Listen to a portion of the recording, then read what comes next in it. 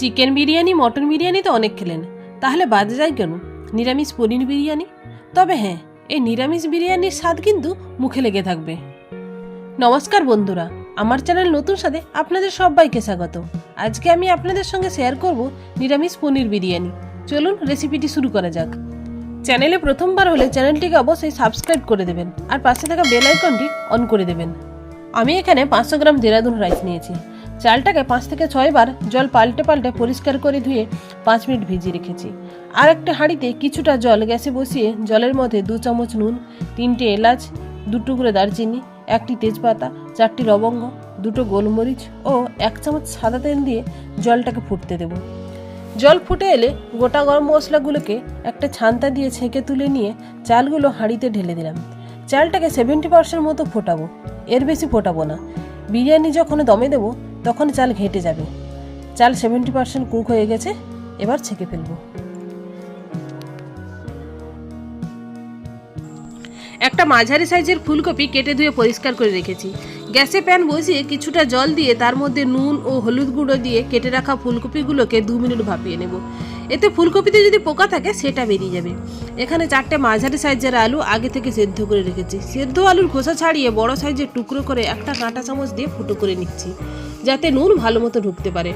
এরপর আলুর মধ্যে হলুদ ও কাশ্মীরি লঙ্কার গুঁড়ো দিয়ে খানিকক্ষণ মাখিয়ে রাখবো, যাতে আলুর রং সুন্দর হয়। আর একটা প্লেটে প্রায় 500 গ্রাম পনির আড়াআড়িভাবে চ্যাপটা চ্যাপটা করে কেটে নিচ্ছি। পনিরের মধ্যে নুন, হলুদ ও কাশ্মীরি লঙ্কার গুঁড়ো দিয়ে মাখিয়ে নেব।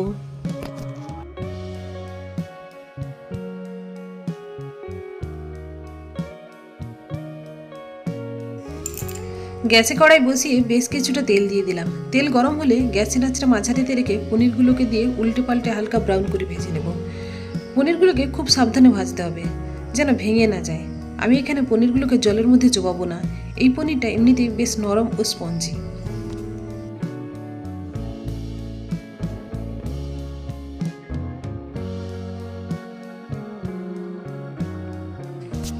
পনিরগুলো ভাজা হয়ে গেছে, একটা প্লেটে তুলে নেব। দেখুন পনিরের কালারটা কি সুন্দর এসছে।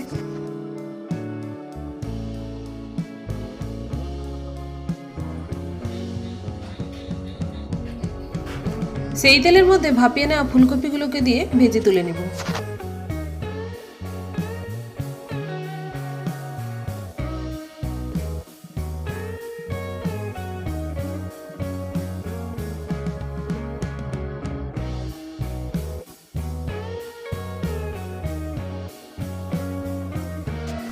কড়াইয়ের মধ্যে আরও একটু তেল দিয়ে আলুগুলোকেও লালচে লালচে করে ভেজে নেব।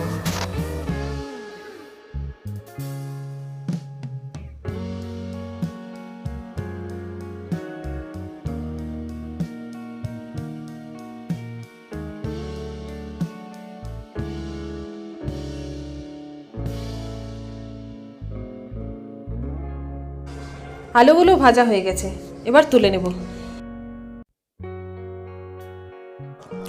এবারে চলে আসবো মেন রান্নায়।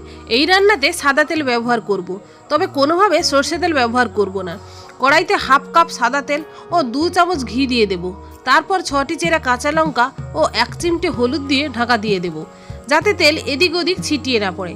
দেখুন আর কিন্তু তেল ছিটিয়ে পড়ছে না। কাঁচা লঙ্কা দেওয়ার পর 1 চামচ আদা বাটা দিয়ে একটু নেড়ে চেড়ে 1 চামচ কাশ্মীরি লঙ্কার গুঁড়ো, হাফ চামচ ধনে গুঁড়ো, হাফ চামচ জিরে গুঁড়ো দিয়ে একটু নেড়ে চেড়ে সামান্য জল দিয়ে ভালো করে কষিয়ে নেব।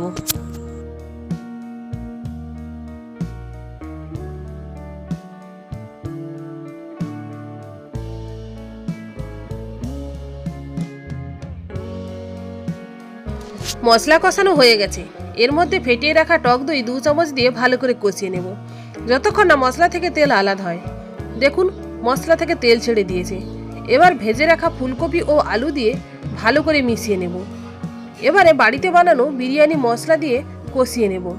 আমি বাড়িতে কিভাবে বিরিয়ানি মশলা বানাই তার ডেসক্রিপশন বক্সে দিয়ে দেব। এবারে ফুলকপি ও আলুতে একটু নুন লাগবে, তাই 1 চামচ নুন ও 1 চামচ চিনি দিয়ে নেড়ে চেড়ে এই গ্লাসের হাফ কাপ জল দিয়ে ঢাকা দিয়ে 2 মিনিট ফুটতে দেব।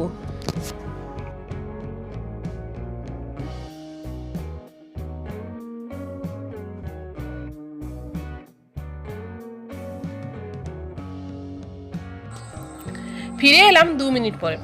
একটা বাটিতে আলু, ফুলকপি ও কিছুটা গ্রেভি তুলে নিয়ে বিরিয়ানির ফার্স্ট লেয়ার দিয়ে দেবো। রাইসগুলো দেওয়ার সময় অল্প অল্প নিয়ে 4-5 সমান করে ছড়িয়ে ছড়িয়ে দিতে হবে, যাতে সব দিকে তাপ সমানভাবে লাগে।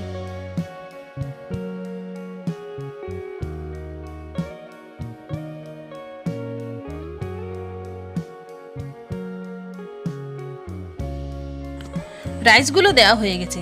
এবার রাইসের উপরে 1 চামচ বিরিয়ানি মশলা ছড়িয়ে পনিরের টুকরো দিয়ে দেবো, আর উপরে কিছুটা গ্রেভি দিয়ে একে একে আলু, ফুলকপি ও ঘি দিয়ে দেবো। আমি এখানে একটি মিশ্রণ তৈরি করেছি।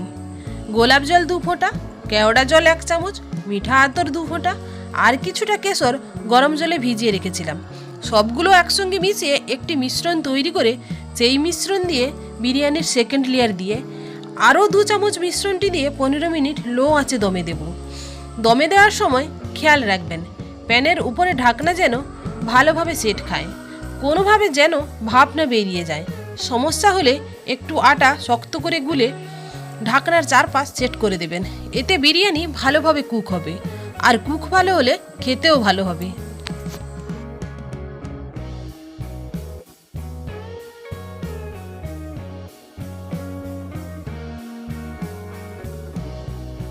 পনেরো মিনিট পর ফিরে এলাম। দেখুন বিরিয়ানির রাইস একটুও ঘাটেনি, একদম গোটা গোটা আছে। তো নিরামিষ পনির বিরিয়ানি একদম রেডি।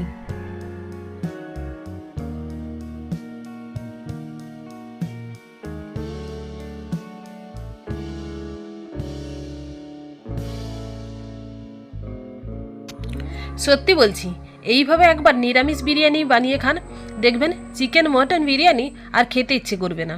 এর স্বাদ মুখে লেগে থাকবে, আর বাড়ির সবাই চেটেপুটেও খাবে।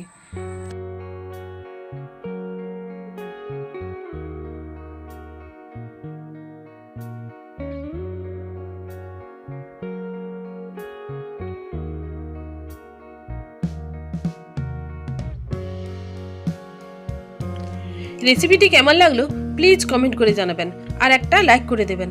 ভালো থাকুন, জমিয়ে খান। টাটা।